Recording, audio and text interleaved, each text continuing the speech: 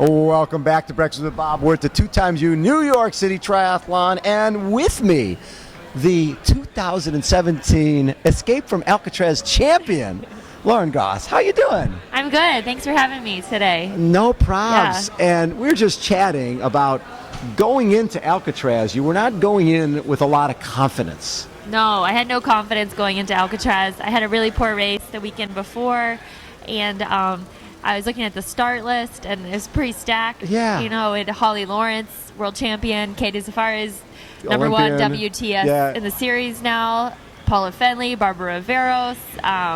Those are just a few. I can't even remember. Every girl there had won something. And you'd been racing a bunch. You were a little toasted. I had done a 70.3 the weekend before in Canada. So I had no confidence. I also had no pressure because I wasn't expected to win. And I love that course, and I know that course like the back of my hand. So, and fortunately, I won on the day. Don't know how I did it, but trying to use that momentum going into this weekend. So when you came back from the 70.3 where you didn't do well, and you talked to Simon Lessing, and basically say, I don't even know if I should go to Alcatraz. Yeah, I kind of didn't want to go and start. I didn't want to get crushed. Right. I was like, if I can't hold my own at this race before, how am I going to do this one? But sometimes things just go the right way, and I do like short course better than 70.3. I will say it's a passion.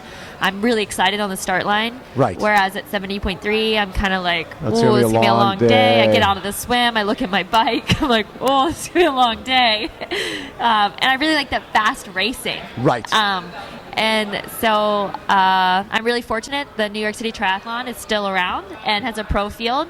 And I will be out there Sunday. So they also have the Equalizer, right? About 6K for first for men and women, and then an extra 3 if you hold off the guys. And a preem for every leg. Yes. Yeah. About 500 for each leg, yeah, right? 500. So you can end up getting yourself another 1,500K. You can walk away with 11,500.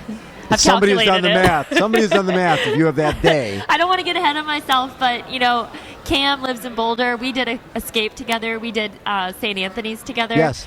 And, like I said, not getting ahead of myself, but just the men and the women. I calculated my times against, him at those 2 previous races. And I think it's going to be a close one, assuming we have good days. Have they put out is it number 12? No, we have the meeting in a few minutes. Yeah. And last year it was 11:36. Okay.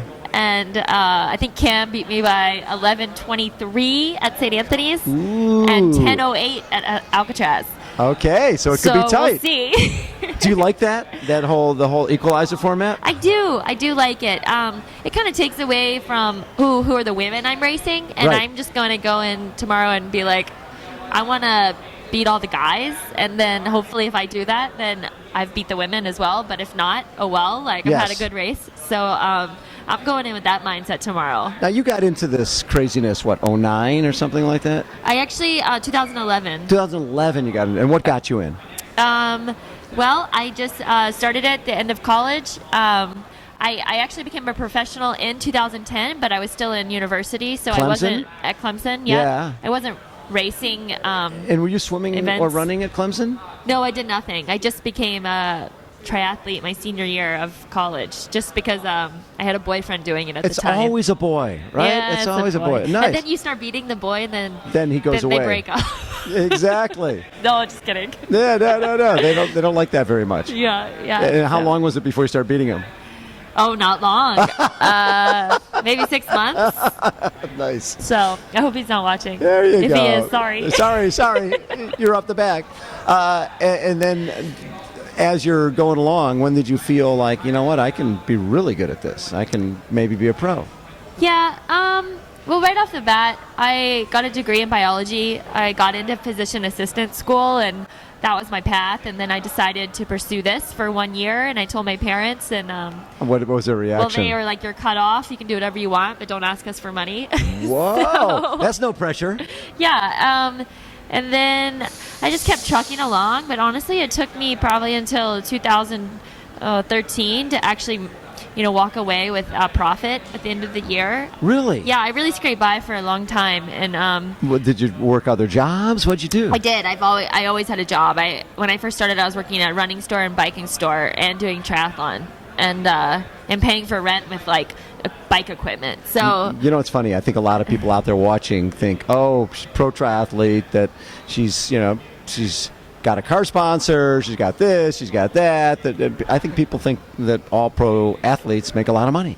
yeah, no, we don't. And I worked for every penny I have. Like, I hustled the system, and I really studied the business side of triathlon and how to get sponsors and what I needed to do to have good partnerships, because I think that's important. And Yes. like for Trek example, they're my main sponsor right now. And Right. I bought a plane ticket to Madison and drove to Waterloo and asked for an interview. Like, will you just so talk you didn't set to up anything me? ahead of time. You just Well, I told him I was coming, but like, Yeah. I didn't send him my resume and asked him to sponsor me. I flew there, walked up to Trek, and I was like, "Can I just talk to someone who's in charge of Sponsorship. the triathlon sponsorship?" And I'm still with them 4 years later, and it's a very special. What was the reaction when Well, they loved it. I mean, they just knew that I actually cared enough to like invest in a And you like the sponsor that bike. I wanted to be with. Of course, I love like Trek equipment, Yeah. and I love that it's in the U.S. I love everything about Trek. It's such a family, fun sponsor, and Right. and that was part of your pitch when Yeah. you went to see them. yeah, and I loved it. And I left, and I was like, even if I don't get this, it was so cool just to come here and just check Sure. out like what Trek's about, and the factory there. They make the bikes there, so I got to see everything, and it was definitely worth the trip. What's interesting is in this day and age, it used to be you raced and you got sponsors. Now it's you're a social media professional. You Right. need to promote yourself. You need to promote your sponsors. You need to be way more than just an athlete. Right. It seems like you have that you not just accept that, but you embrace that. Right, and your results get you so far. I think you can't just have results. No. I think it's better to be approachable, and also reach out to your fans and the age group athletes. Right. In the end, that's why we're here, and that's why you're going to Exactly. be sponsored, is to be a representation of a company to promote a product to the age group athletes. And I get it, and I love the business side of triathlon. I haven't competed at the World Championships yet for 70.3, and Right. I get a lot of crap about that, like, why aren't you there? Why aren't you there? But I think it's more important to have visibility, and I You like mean to race more often? race more often, and sometimes it's better to go to a smaller race and win it and engage with a bunch of people and go to South America, and gain thousands of followers Right. from making that trip. Whereas you go to a world champs, you get a fifth. It's a great result, but no one cares and no one remembers.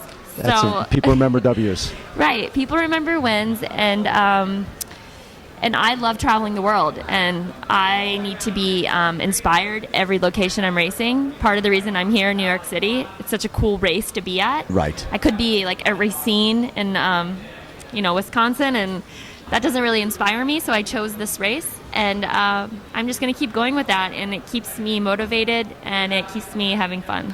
What do you think of this course? This course is one of those epic courses where the swim is cool, the bike ride is challenging, the Right. run is hard. The run is hard. Does this course suit you? Yeah, the swim is still the correct distance. It's shorter, though, with the current. Right. But I still believe it's a swimmer's race. If you research the history of this race, no one's ever really come from behind. Oh, that's interesting. Yeah, the winner is usually Off the coming front. out of the water, and it's easy to get away on the bike. There are not many places for you to see your competitors. Right. And it's flat and fast, and the bike's awesome, and the run is very challenging. I've only raced here once before, and I remember I was so excited to run through Central Park until I got in Central Park. You don't realize how hilly Central It is Park. tough. It is really, It is really a tough play. And the finish line is all windy at the end. Yeah. So it'd be really special if it comes down to a sprint finish Yes. for the Equalizer this weekend. I think it'd be awesome for the fans, whatever way it goes. And I hope it's a close race just to keep everyone on their toes. So when you look at these last few years and all the racing you've done, what do you look at as your best race? Oh, Escape from Alcatraz. That was it. Hands down. Even though there was no swim, I'm a good swimmer. That's my Right. best. That's Yes. my best discipline. So I kind of I don't really think that was affected the race Decision maker, result. yeah, right.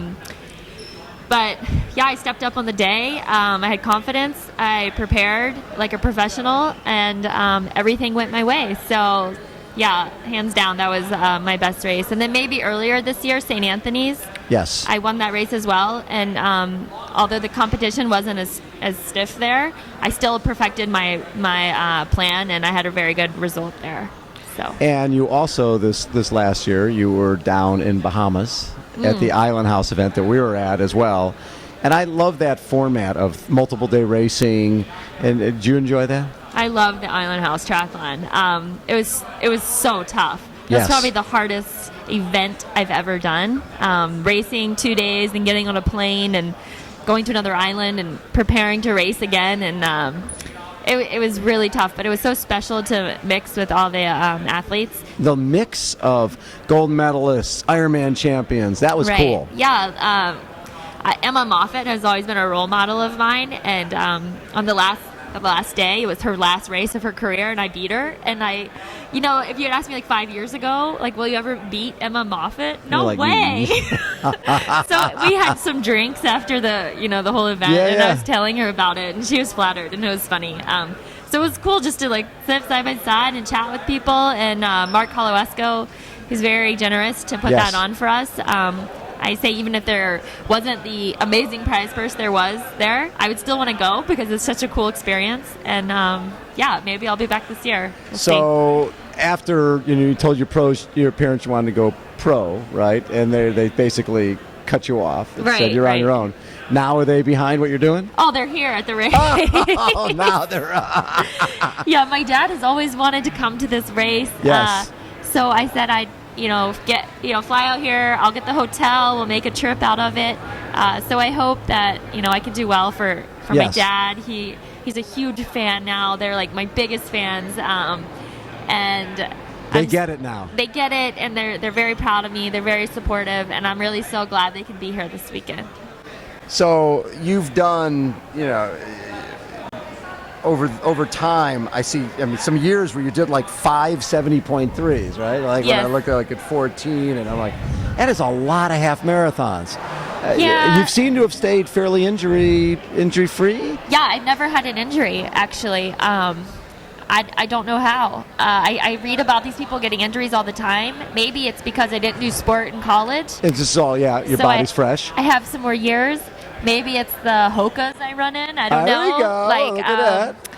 Ever since I've started running in them, I haven't had any even niggles. Like I would usually get a sore calf or something, but now nothing. But I also listen to my body. I get body work every week. I'm in the gym 3 times a week doing strength training. I eat really clean. I stay hydrated. I get a lot of sleep. So, I just try to do all those things that you can do. And I can't imagine being injured, honestly. So hopefully it doesn't happen. So here you won at St. Anthony's. You won Alcatraz. Imagine winning New York as a nice little triple crown for you for 2017. Yeah, that would be amazing. After I won Alcatraz, I was like, it would be really special to win St. Anthony's, Alcatraz, New York City, and then the Beijing International Tri. I'm going back again this year. But I think Flora Duffy's on the start list, so I'm not sure. But hey, you never know. You never know. Never know, right? You found that out at Alcatraz. Yeah, and I'm just gonna try to do all these Olympic distance races while I can, while they're still around, because that's my true passion. And the Olympic non-draft. Yeah, I probably won't. I will do the Escape series this year. Oh, good. And then I won't do another half until Miami 70.3 in October. Okay. Yeah. Good. Stay away. I just want a little break from that, and I don't really want to be on the start line again until I'm fully prepared for a 70.3. Awesome. Lauren, thanks so much for taking time. Thank you for having me. Always a pleasure. Yes. And good luck tomorrow. Thank you so much. Lauren Goss has been our guest again. 2 times New York City Triathlon. Breakfast with Bob. Hold on, everybody. We will be right back.